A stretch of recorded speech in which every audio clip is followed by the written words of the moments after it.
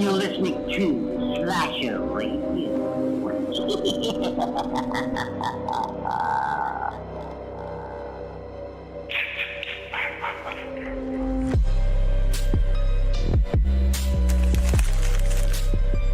What's up, guys? Bones from Slasher Radio here. This week, we lost an icon in the horror genre with the passing of the great Tony Todd. People probably most know him for his role as Candyman, but he's had a ton of roles that have captured the genre and really set the standard, and somebody that I also consider a friend. He has been a guest on Slasher Radio in the past. Him and I follow each other on Twitter. We talked in DMs a lot about sports and movies and a bunch of other things. And this one, it's really hard to lose such a great part of this genre and someone who's genuinely such a great human being. So to pay tribute to him, I wanted to share for the first time on YouTube our interview on Slasher Radio with Tony Todd. This did have two past hosts that are no longer on the show, but nonetheless, we wanted to re-release this interview for everyone on here to enjoy. Let us know in the comments what you think of this interview, what you think of Tony Todd, maybe your favorite movie that he's been in, anything and everything to pay respect to such a great man. Enjoy. I'm rarely at a loss for words with introductions, so I really don't know how else to put this man, but legendary. Tony Todd is with us. How are you doing, sir? Tony Todd is doing pretty good. Me, I'm hanging in there too. I'm right behind him. What's up, folks? How you doing, Slasher Radio? We're doing good. Doing great. Doing really All good, right, thanks. get some enthusiasm. Yes, perfect. Mr. Todd, I'm not sure where to start. You have, extensive is an understatement. You have so many things that you've been a part of. The one thing I did notice that it looks like you started off more as a television actor and then transitioned into movies. Is there anything, am I right on that one? Well, I started and still am a theater artist. Okay. I have my master's in theater from Trinity Rep Conservatory in Providence, Rhode Island. Spent a glorious 6.5 years there. Moved to New York, taught for 2 years in Connecticut. Moved to New York, got my equity card within a week, and joined a theater company called Modern Times, and toured the country for the first time in a broken down station wagon, doing political plays all over the country. Wow. And that sort of led to me still being in New York and bartending. And, I did a few sitcoms, Kate and Alley and stuff like that. But then before I left New York, I got my first feature, which was Platoon. And that sort of got the ball rolling and moved out to New York. The film got the 4 Academy Awards, and everybody that was in it was put on the list, a coveted list. And most of us made the most of it. So, yes, there was a lot of early TV work after Platoon came out, but it was always at least 1 or 2 films a year. But Platoon really got the ball rolling. And I'm still honored whenever I meet a Vietnam vet that says that you guys got it right. So, and by the way, we got a documentary coming out on the making of Platoon called Brothers in Arms, where Paul Sanchez was able to gather interviews from people, cast members, and it's already been to Cannes this year, and we have a distributor, and you should see that out by the end of the year. Along with a great book with contributions by all the cast members. Oh, that sounds awesome. Yeah, with the exception of Francisco Quinn, who we lost, unfortunately, a couple years ago. It was Anthony Quinn's son that had a major role in the film, and we all remember him dearly. Yeah, wow, Platoon was really good, and I could only imagine that feeling of getting that I guess pat on the back or whatever to somebody who was there, and you guys actually being able to capture that realism.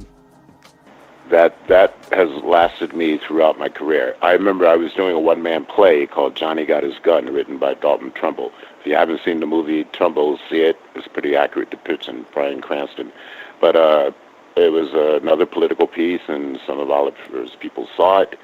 And next thing you know, I'm meeting Oliver at the Hotel Carlisle on a Saturday. Had a 4-hour audition period. Monday, I got the job. And there's nothing like, by that point, I put in, 6 years of school.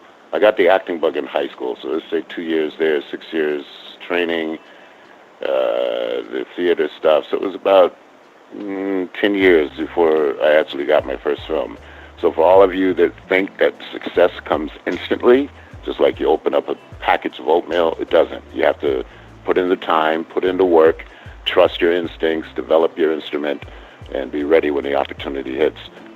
Because you never know. It can hit when you're 5, it can hit when you're in your late 60s, it can hit when you're 70s. The woman from Titanic, she was in her 80s when she was called to pull it back into popularity. So you just got to be prepared, you got to be ready, you got to observe the world around you, politically, socially, make a stand for whatever it is you fully believe in. If you believe you're right, then stay right, and just wait for the blessings to come.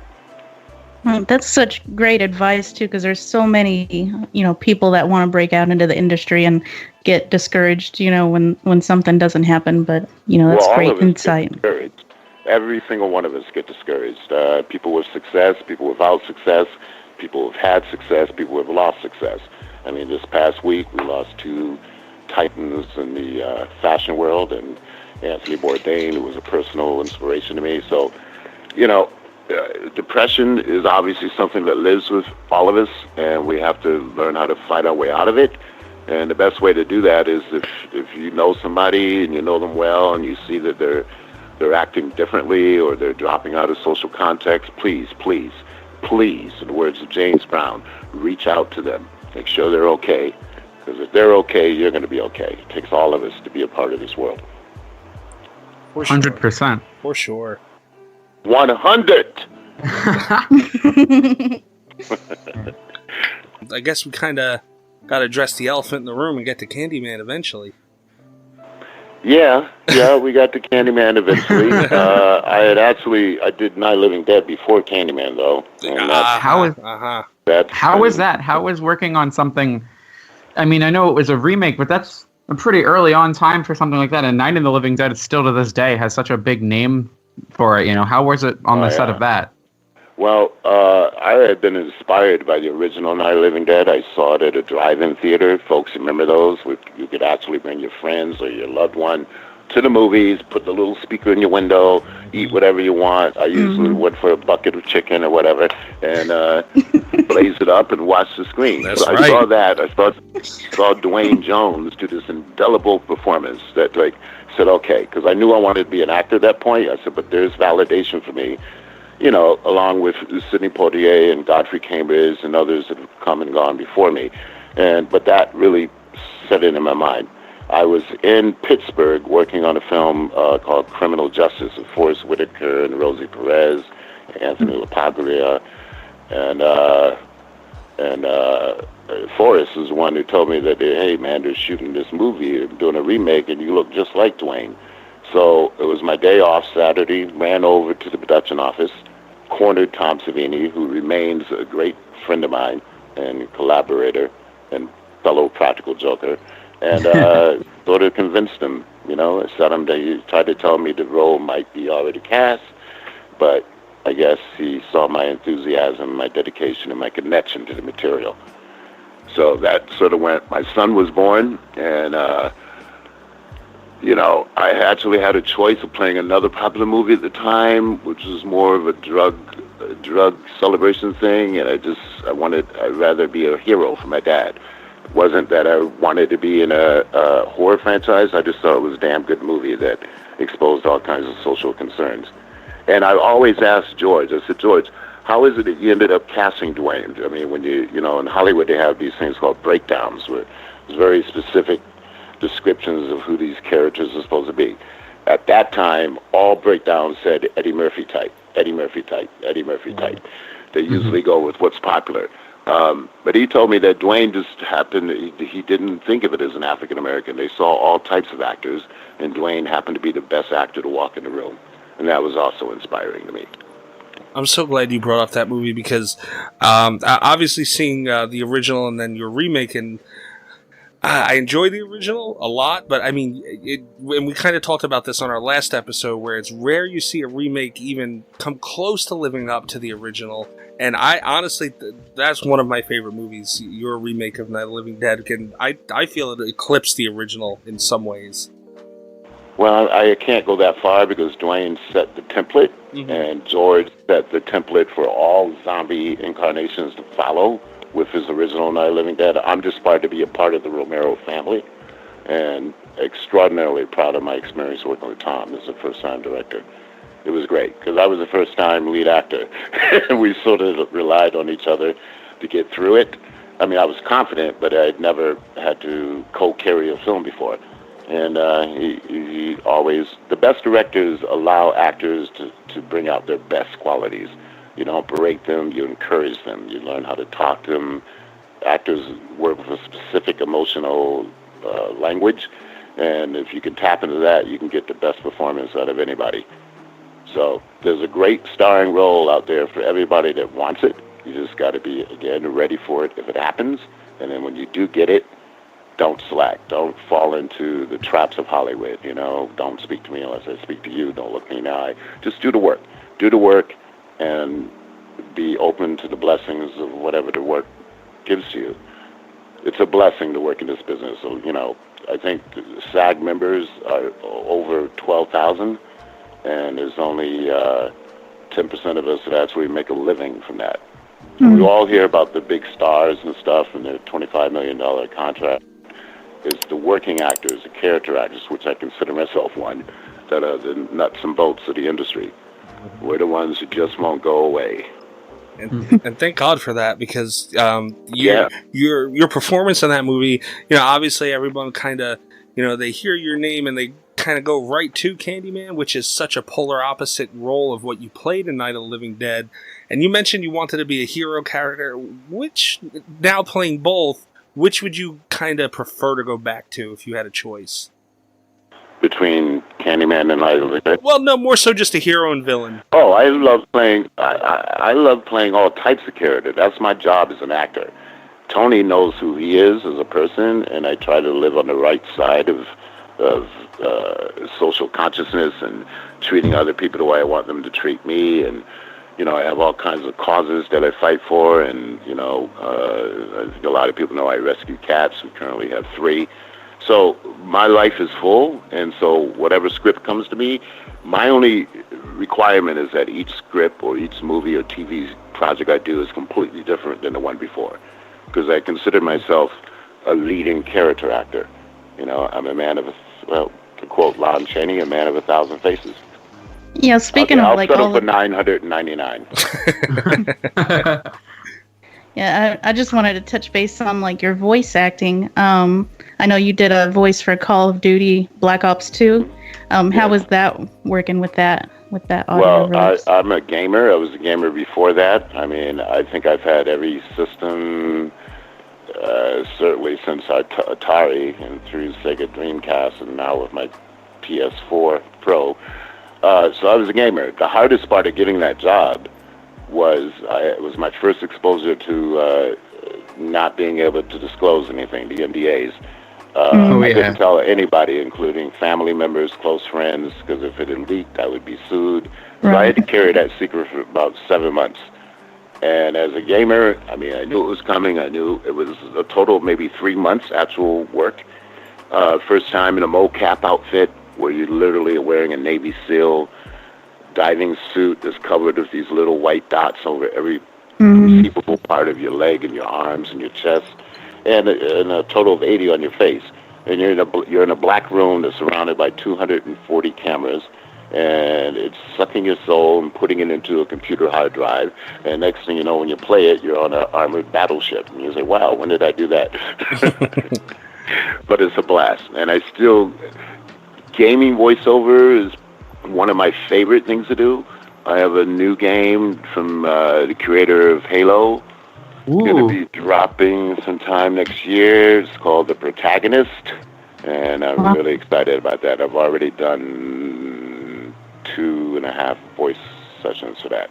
There's a couple more to go. I had no idea that you were a gamer. That's awesome. What's your favorite video game right now that you're playing? Well, I just picked up Vampire. Oh, shit.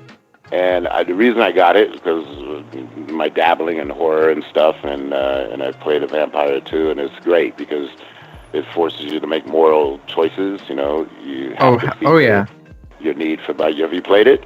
I haven't played it. It's on my wish list. I'm trying to get it as soon as I could. Yeah, it's great. But my favorite game of the year is probably God of War. Oh, God of War is fantastic. It's fantastic. The coloration. I just got this new OLED system, so the colors are just, I got 65 inches of just vibrancy coming into my room, whatever I choose to play. I'm also a big sports guy, so whenever, I'm a Laker fan, so we haven't been around for a couple of years, but we will be back.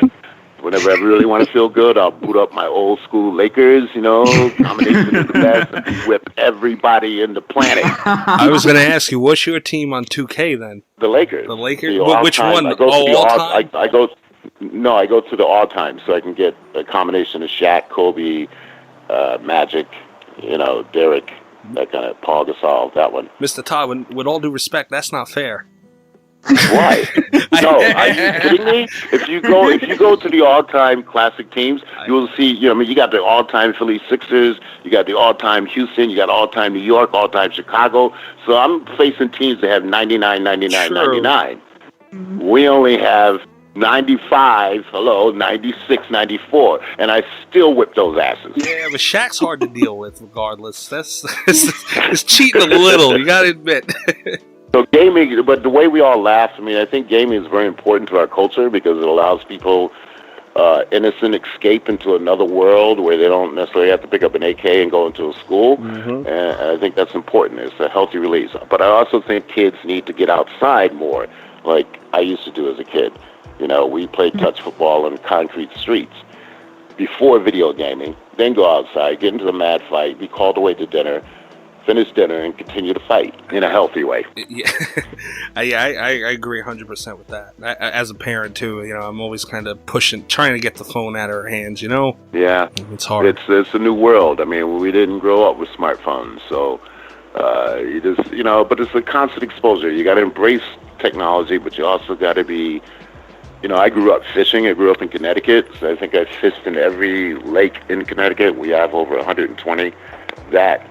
And still is one of my guilty pleasures, just getting on a bass boat with a friend or two and a six-pack and just, whether we catch or not, just being together and being on the lake is sublime. Touching base, you said your favorite game was Vampire, and that brought me to my... At the moment. At the moment. Yeah, at the moment. It just came out Tuesday, so I'm probably going to do a little bit of that tonight. What's great about the game is graphically, it recreates London in turn of the century.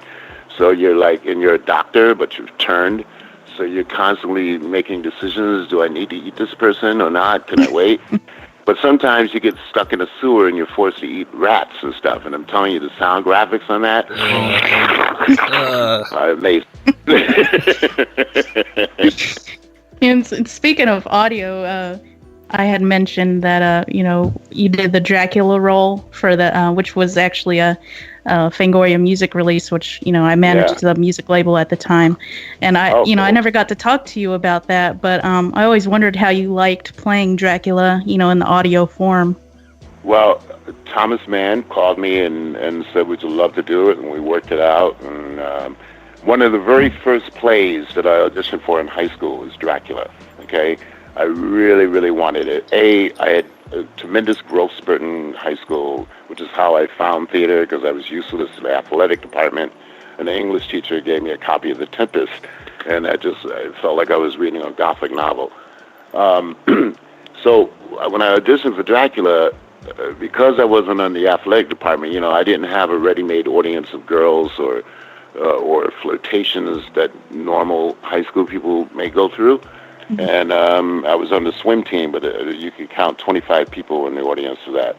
So theater showed me that you could reach a cross-section of people. I auditioned 3 times for Dracula, wanted the title role, didn't get it. I was heartbroken. But she says, "Wait a minute, I'm giving you Van Helsing." And he talks all the time. He said, "That's why nobody wants to see him. He's on stage all the time. Dracula comes and goes. Come on, it's mystery." So doing the audio was a self-fulfillment of being able to finally tackle the role in that form. There's a regional theater in Louisville that does an annual production of Dracula. I've been asked a couple of times, but it never works out with schedule because it's always in the October, period, and that's usually my heavy time at work.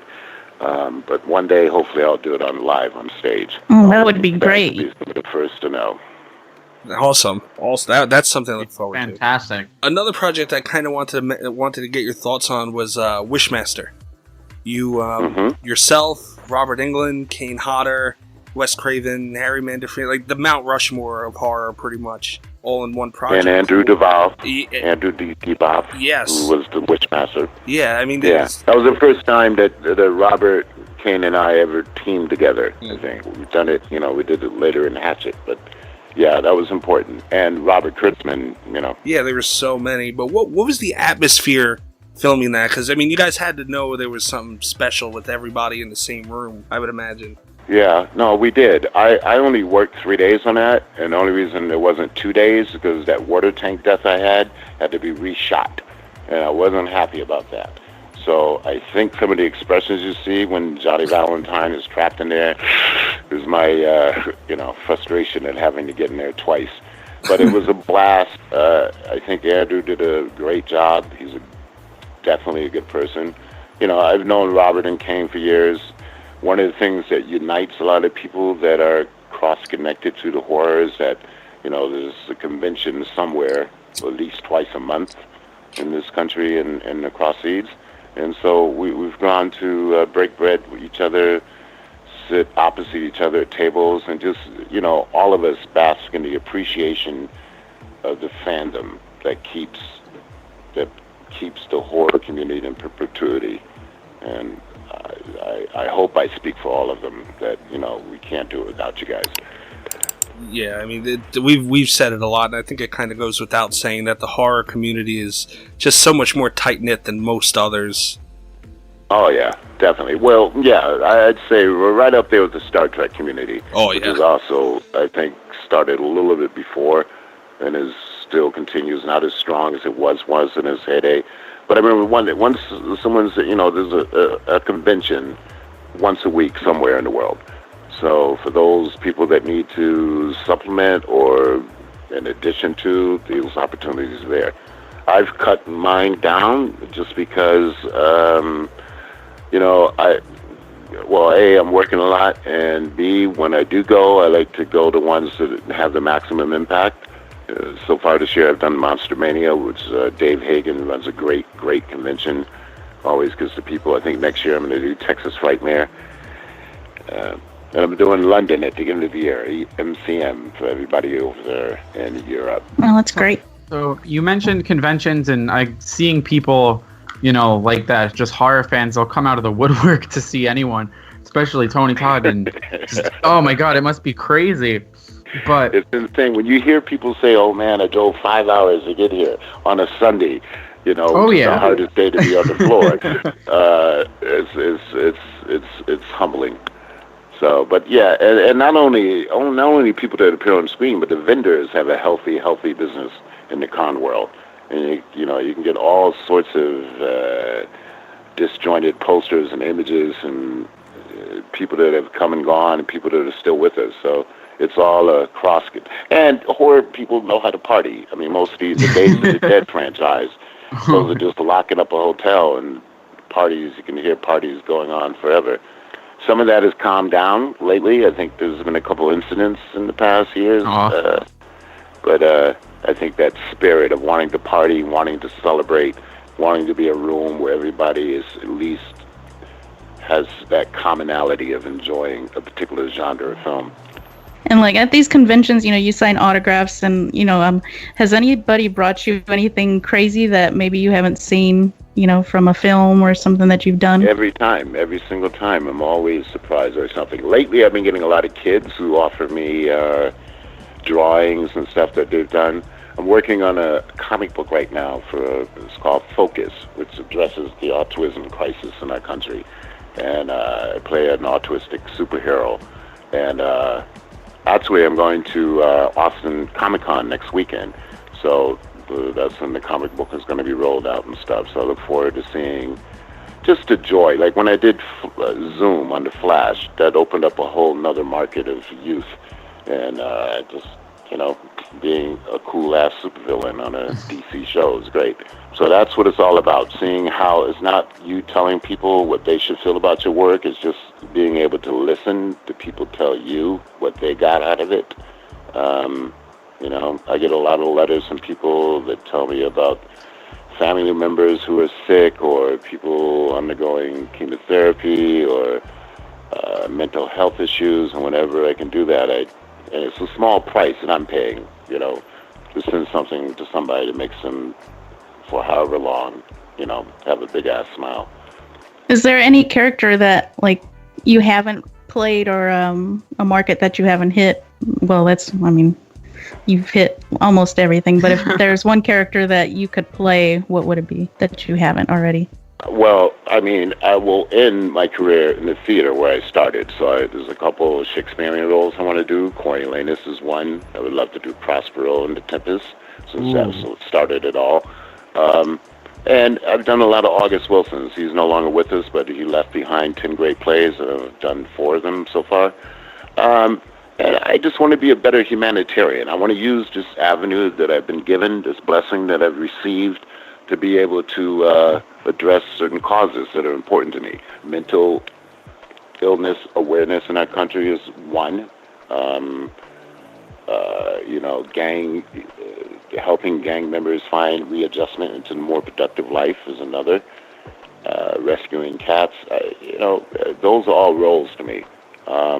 We have a bunch of great projects that are in the can. Some of them I can tell you about, but there's a big one coming out in October from Gail Hurd, producer of Walking Dead. It's going to hit 2,000 screens, I think October 12th or 18th, one of those two.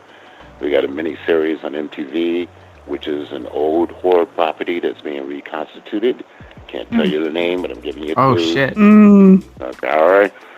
There's a great documentary on A&E that Eli Roth did that has gathered a bunch of significant people in horror. I think it's a 3-hour documentary. And I'm about to sign, 2 weeks I go to Philly to do a untitled Netflix spec pilot. Which is going to be a lot of fun because I play a sort of a chameleon-like demon. So every time you see this demon, he's in a different form. He can morph, he can shapeshift, etc. So I look forward to that. And I'm in discussions at the moment to do something that's going to rock the horror community. Yeah. Any details, Tony? Well, it's television, and it's just, I can't really give away too much because I haven't signed completely on that line, but it is happening. And I can tell you, no, I can't even tell you that. It's going to be on a major network. We'll talk to you after the details drop. Hopefully. Talk to me after that because then I can tell you. But you know, it's going to be like road trips. I can say that. Road trips. Okay. Yeah. All right. My brain's going now. Okay. Yeah. That's why we're talking. That's right. But I mean, all those are all blessings that have happened this year because, again, I hate to keep bringing this up, but like depression. When actors work, we're treated well, we're on a set, everything's good, the money is flowing. But sometimes it can be 2, 3, 4 months in between the next gig. Mm-hmm. And you have to learn, and this applies to whatever profession you're in, you have to learn how to modulate your days. Don't get too high, don't get too low, you know, and look to others for your emotional support. If you see somebody in the street, you're driving, you're walking, somebody does an act of kindness that makes you smile, don't hold that smile back, let it out. And that way, your smile gets multiplied by, 10 other people that you encounter. So that's been my recipe for maintaining mental balance and staying. Sometimes I'm happier when I'm not working because then I'm a full-on cook and I can spend my day planning recipes and, coming off a great meal or I'm a huge music guy, so going to a great concert. Next week there's a huge concert in Pasadena that I'm going to miss because I'm in Austin, but Neil Young is a headliner and he's always been a significant influence for me.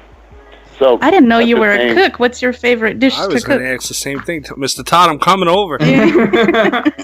What's my favorite? Well, I have some halibut that I'm about to reheat tonight. It's got a little salsa verde on it, and it was well seasoned because halibut can be kind of plain. But if you treat it right, it'll come out tasting like better than swordfish. So Wow. got that and some sweet peas and stuff. But I started when I was 12. My aunt. I was raised by my aunt, wonderful woman. I didn't even know we were poor until I was well past 13. She always made sure I had a plate on my table, and she made sure every summer I was in a different program, from the Boy Scouts to geology, science, whatever it was. I was occupied mentally and physically. And one day I was thumbing through her cookbook and said, I want to make a tort, not just a cake, a tort, which called for, I think, 8 egg whites and 8 yolks. She says, okay, go ahead. 3 hours later, I'd come out with this platter. It was perfect. It didn't fall. She loved it, but then she came into the kitchen and saw the mess I had made. The hard part. That was the hard part. Yeah. I've gotten better over the years, so I learned how to clean as I go, which is sort of a motto for life. My girlfriend knows her pain because I do that a lot still to this day. So I think it's a guy thing, maybe. Really? There you go. The best artists are a little messy, you know? I mean, Picasso, come on, he cut off his hair. Come on. Van Gogh, I mean. And Jason Pollock, who made his career out of throwing paint on canvas. That's right. A good career at that. A good one. So, I mean, I kind of have to ask at this point. We've been talking for quite some time here. If we really get down into it, you've talked so much about all these causes and... I left out civil rights, which is something that I shouldn't even have to say. Nope. But I wish that we were more, not only aware of the history of civil rights in our country, and how each immigrant group that has come to America has had to fight and suffer to get acceptance. And there are some that are still fighting and struggling and trying to get out of marginalization. Right now we're in a pretty divisive state, and I can't wait for the day we can find commonality again, whether it's through sports, baseball, football, basketball, whatever it is, art, dance, theater, life itself. Just respecting each other a little bit more, but that all starts at the top. So it's so nice to hear that, because obviously, us being a horror podcast, we usually talk to people who are from the darker side of the at least on air, and to be able to finally hear some positivity, it's such a breath of fresh air. Well, that's how I live my life, but I can be dark too. Oh, I'm aware. I opened a club out here in LA. I didn't open it. I was at the first night of it. I used to go to this bar called Bordner's. It was on Cherokee in Hollywood. It was famously depicted in Ed Wood. It was the place where Martin Landau, as Bela Lugosi, used to walk past. That's where he lived. And it was that dark. Those are my dark days. But anyway, they decided to open a side thing on Saturday nights. I think it still happens to this day, called Bar Sinister. Okay, and as soon as I had done, they asked me, please, could you just walk around? So I did, and it was it was like being immersed in the middle of a sideshow. They had live white rats running around. First time someone offered to shake my hand, a woman had a self-mutilated finger. I hesitated asking her what that was about, and she looked at me and says, you should already know. I said, okay, I'm going to check out the other side of the room now. But then they had some strange stuff going up on the 3rd floor. So, I've been exposed to a lot of different things. I have a lot of cops in my family, 4 detectives, New York homicide detectives. For a long time, it was their plan that I join them. And I kept saying, no, I'm going to try acting first. And they would laugh and say, yeah, if you need some money, let us know. And I was able to prove them wrong.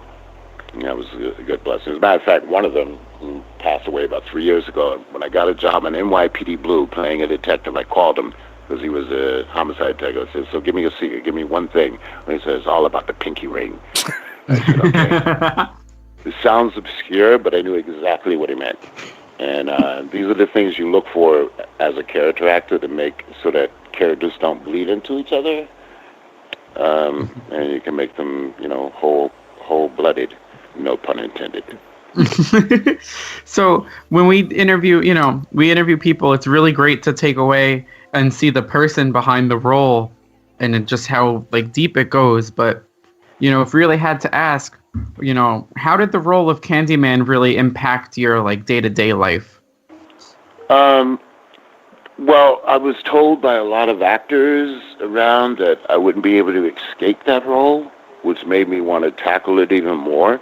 Particularly since Bernard Rose, the director and writer of the movie script, obviously Clive Barker wrote the original source, The Forbidden. He just told me, and he cast me based on a movie I did in Africa called The Last Elephant. And he says, that's my guy. So all I had to do was fight through the studio stuff and went through some personality tests and met with Virginia, and I'm there. I dove into it like any other role. I mean, I thought the best accents, like when we did Platoon, none of us knew that we were making an Academy Award movie. We were all just hungry kids from LA and New York and Chicago that were gathered together, put on a plane, sent to the Philippines, went through 3.5 weeks of boot camp, and all of a sudden we have guns fired at us. So we just wanted to please ourselves and please Oliver Stone. With Candyman, I just wanted to do honor to the history of Chicago. And again, it was an opportunity for me to express through cinema possible effects of racism in America, because Candyman was a victim of that. He was lynched. He was an artist first that fell in love with a white woman, and he was African American, and he was lynched. And on top of that, they cut off his right arm, which was his painting arm. So the only vengeance that he has in his heart, which is through his unrequited love for Helen, is for people not to get in his way, and so that he can reclaim something that was spectrally lost. So that's how I look at it, and I've been able to, when we did the film, it didn't really hit until 2 years later. When we came out, it was okay. I remember being at Toronto at the midnight screening. It was packed. People were saying, yeah, for the opening strains of Philip Glass's music. But it wasn't until maybe 2 years after the movie came out that it really hit. I was with at that point I had a daughter as well, Ariana. My son's name is Alex, and we were shopping, and people kept coming up to us and saying, Candyman, oh my God, Candyman. That was the first time I'd ever gotten that kind of overwhelming celebrity crush. And my daughter got so frustrated, she just dropped her little shopping bag and said, that's not Candyman, that's my dad. And that resonated with me forever. So I don't walk around thinking I'm any of the characters that I've done. I walk around trying to imagine the great roles that I haven't done yet.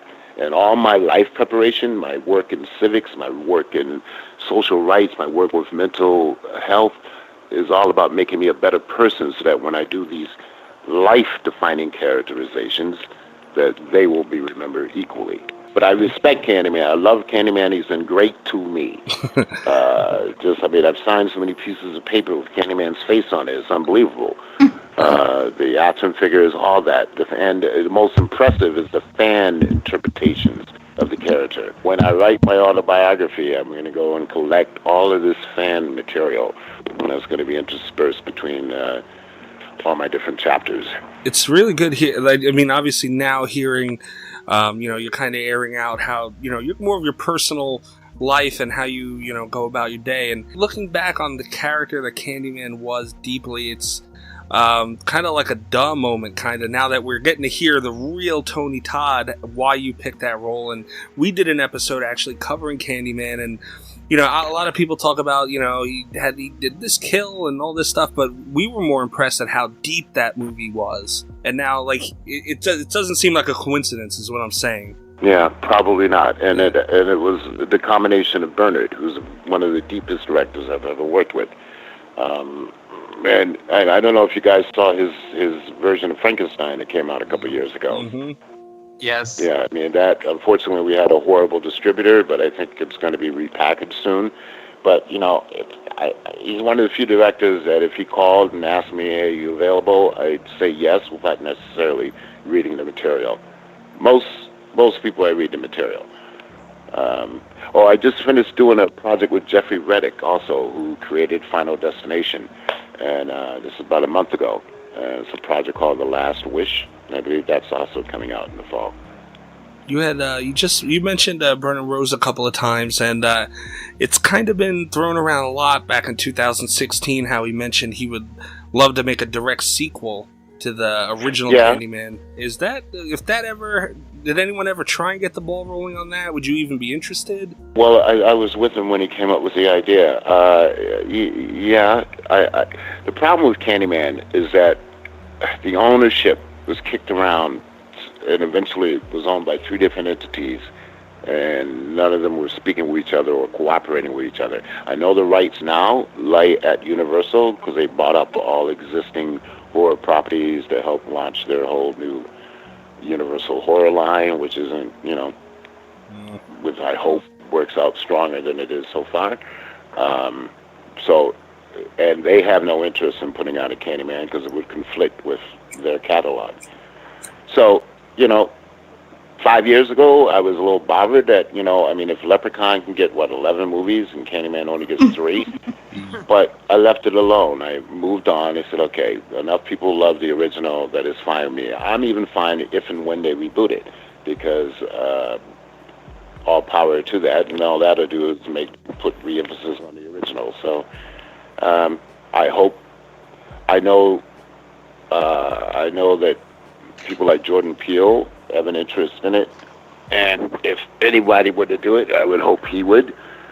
So we'll see. I did get to work with the Gregory Plotkin on the Gail Ann Hurd piece, which name I can't say on the air, even though it's on IMDb, but he was the editor of Get Out. So in the horror community, there's always a link, 6 degrees of separation. Right. You had mentioned the Leprechaun movies, and it just made me think about it. We kind of have a beef on the show. Some of these like Leprechaun, but I'm more of a Leatherface fan, and it's boiled down to who would win in a fight. So Tony, if I can just get your opinion, who would win in a fight, Leprechaun or Leatherface? Leatherface. Mr. Todd, again, with all due respect, without mentioning who's on Team Leprechaun, you gotta say Leprechaun, kinda.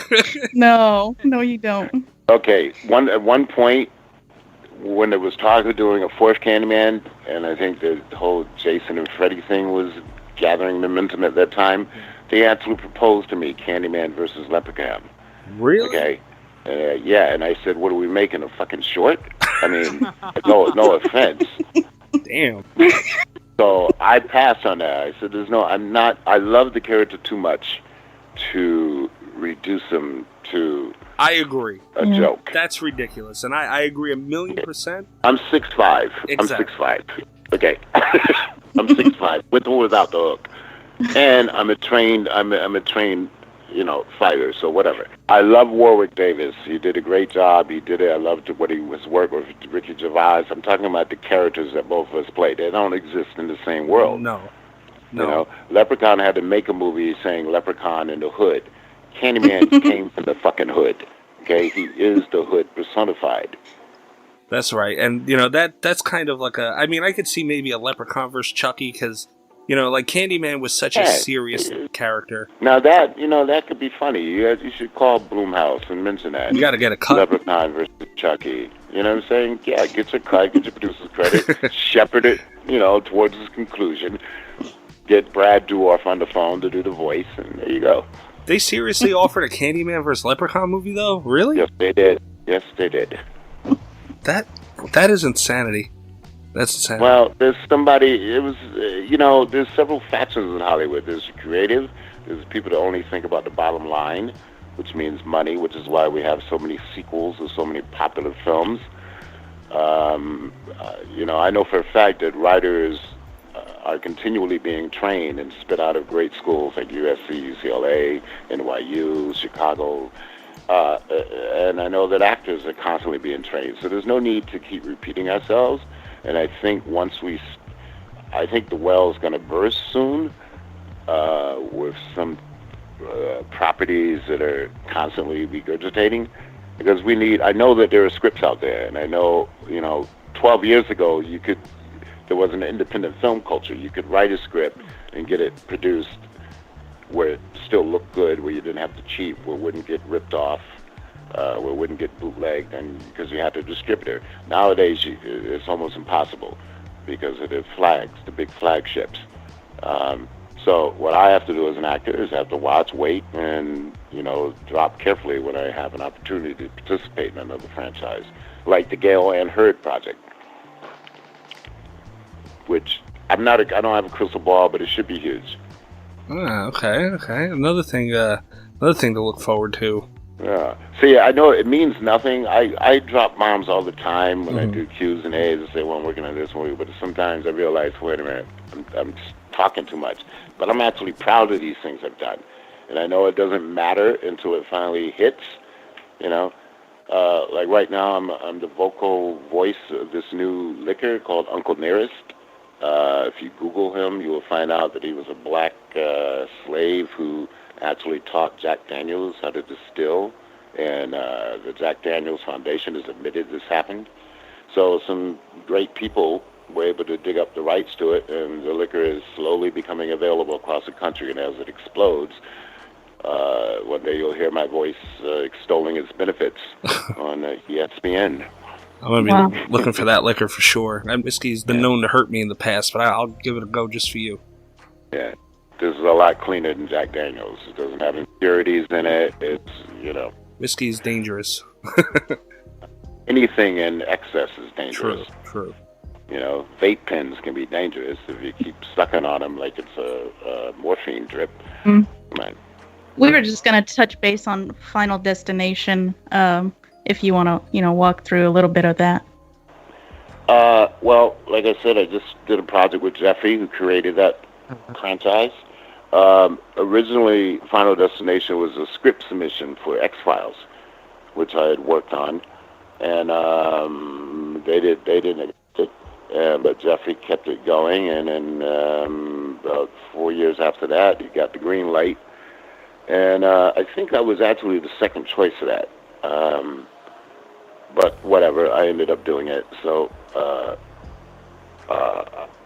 I had a blast. They increased my value because I for the first time in my life, I was like guilty with my paycheck. So I realized, no, I'm not guilty. I'm okay. No, because I would come in, I'd work maybe 3 days, 4 days, and the kids had to carry the movie, and they'd be like lathered in blood for 4 or 5 months. And I'm pretty sure that my paycheck was as commiserate as theirs. I appreciated that it was a healthy. We went through 5 incarnations. I did 4 of them, 1 in a voiceover. I'm glad people love it. All right. So one last thing that we usually ask everybody that we have on the show, as a horror fan, within the genre, what would you say would be your favorite horror movie and your least favorite? Well, recently, I love The Quiet Place.